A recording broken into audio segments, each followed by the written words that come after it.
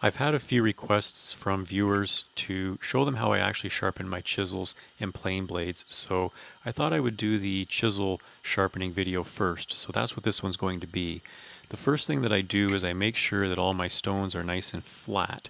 It's important to have flat stones when you're sharpening chisels because it ensures that the cutting edge has a nice straight edge along the tip of it. In order to get the stones flat, I use a 600 grit diamond plate, and I'm using Norton water stones. I have a 1000 4000 combo stone, and then the yellow stone is an 8000 grit stone, and that's what I take all my chisels up to, is just 8000 grit at the present time.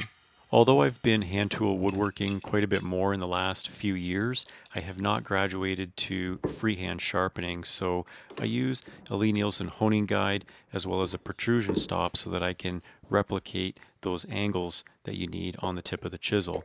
And as you saw just a moment ago, I actually use a 25-degree bevel on my chisels. One of the reasons I like to use that honing guide is because I feel like it gives me very even pressure along the cutting edge so that I don't get a cambered blade like you would in a hand plane. I begin the sharpening process by using that 1000 grit water stone, and depending on how worn or how many nicks and dings you've got in the edge of that chisel, it might take you 30 seconds or a minute to actually get them all ground away by using the stone.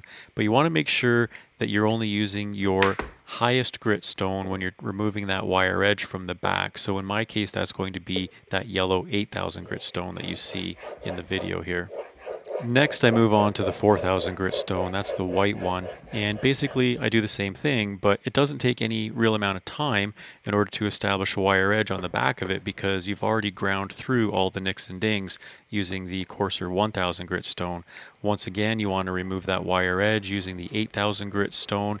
And once you've completed that, then you can go and do the same process to get that final polish on the tip of the chisel using the 8000 grit stone.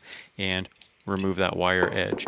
When you finish removing that wire edge and polishing the back of the chisel, you'll see how I very deliberately lever the chisel by pushing the handle down. So I lift the tip of the chisel up off of that water stone so that I don't risk blunting the edge after I've spent all this time sharpening. So I hope this video was helpful. If you thought it was, give me a thumbs up and be sure to subscribe to my channel to see more videos in the future. Until next time, go build something beautiful.